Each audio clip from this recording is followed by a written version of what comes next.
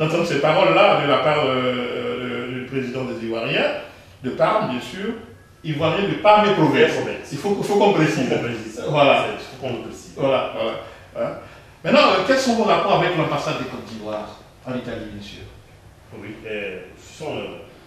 comme président, ils m'ont toujours envoyé des fax qui concernent la communauté.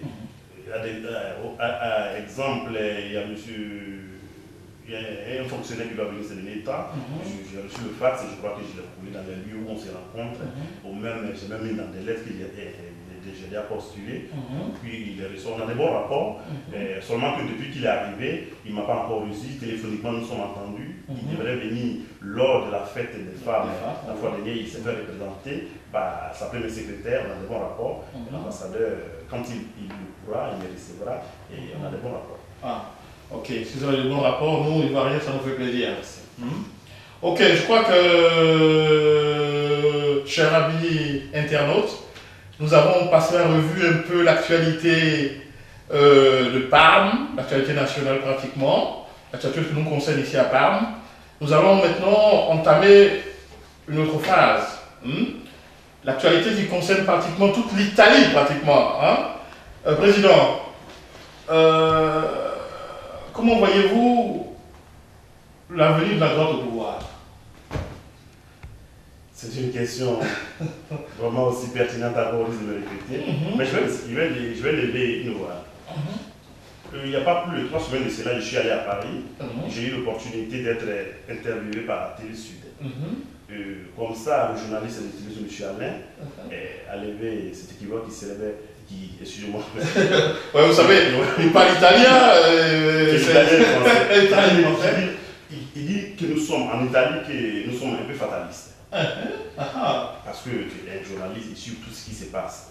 Pour te parler de la droite, excusez-moi si je serai un peu long. Alors comme ça, il y a des lois qui sont votées au Parlement où ces derniers temps, nous sommes en train d'assister qu'on doit séparer, ce sont des décrets de loi, ce sont des projets de loi, où on doit séparer les enfants des immigrés aux enfants des Italiens. Vous savez vous tous. Où ces derniers temps, par exemple, ils sont en train de voter des lois où, par exemple, Bossi, le ministre de la Lega, est en train de proposer, il y aura des métros dans les métros, et les immigrés seront séparés.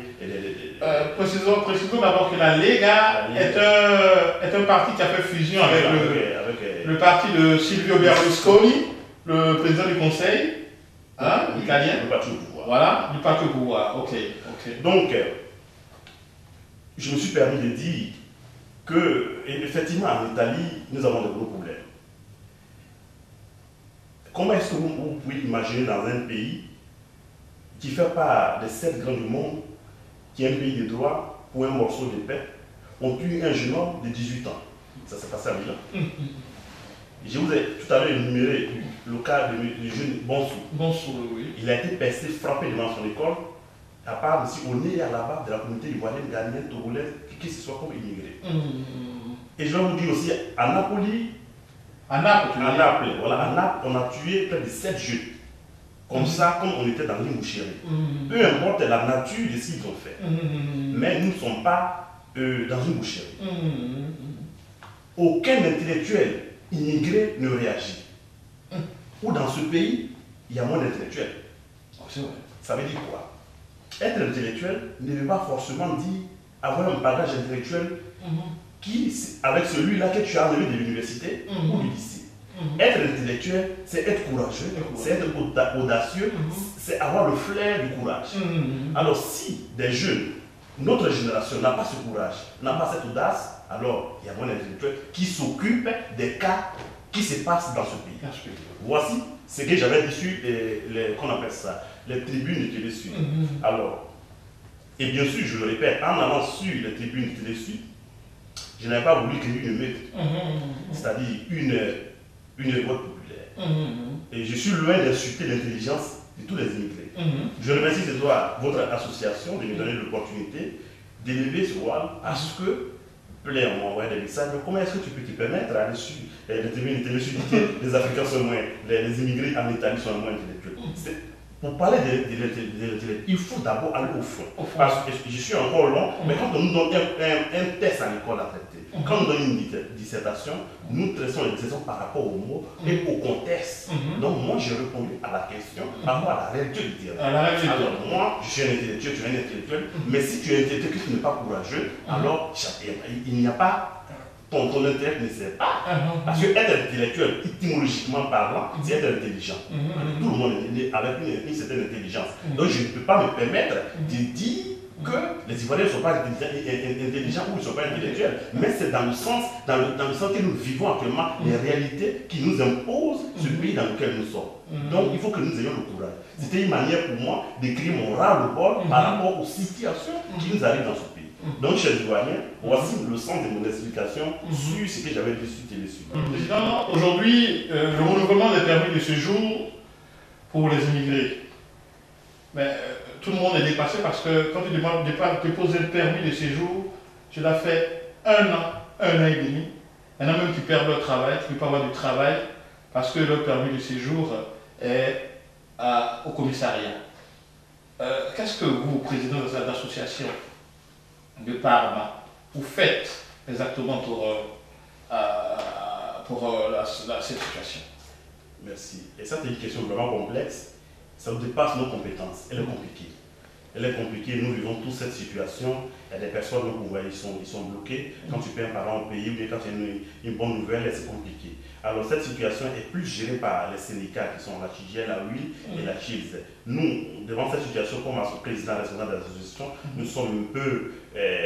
c'est compliqué, on ne peut pas le régler. Alors quand on se rend à la questura, à la police, où on fait, au commissariat, où on fait les papiers, ils nous font, ils disent que c'est un décret de loi qui a été fait par le gouvernement, c'est comme ça que ça doit se créer, c'est comme ça que ça doit se faire, et ils cherchent d'améliorer, nous attendons l'amélioration, mais vraiment c'est compliqué, c'est complexe, c'est pour nous tous.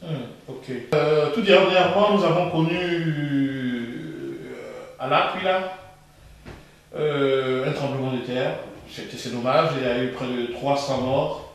Est-ce qu'au niveau de l'association, des associations ici, ou une association des Parmes, des Ivoiriens de Parme, est-ce que quelque chose a été fait en solidarité à ce peuple-là qui a tout perdu? Je pose tout d'abord mes condoléances à toutes les familles qui ont eu ce malheur. Ça a été un grand malheur pour nous, ça a été une grande perte pour toute l'Italie, et pour nous aussi les immigrés. Je crois même bien aussi, je ne sais pas s'il y a eu aussi les immigrés dans ce malheureux tremblement de terre. Pour l'instant, l'association des Ivoiriens de Parme Province est en train de projeter en août une journée de solidarité pour tous ces gens de trucs. Alors, je crois que nous sommes en train d'organiser, c'est parce que vous le savez déjà, une journée de solidarité pour un frère qui est malade depuis 5 ans. Alors, je profite pour le dire aussi, et qui s'appelle Alain de Beto. Alors, après cette journée qui sera le 23 mai, de 9h jusqu'à 1h du matin à l'aube, celui qui aura un rond, 2 ronds, verra qui viennent le donner pour qu'on aide à nos frères. Après cela, nous ferons une assemblée générale où nous expliquerons les activités prochaines à faire.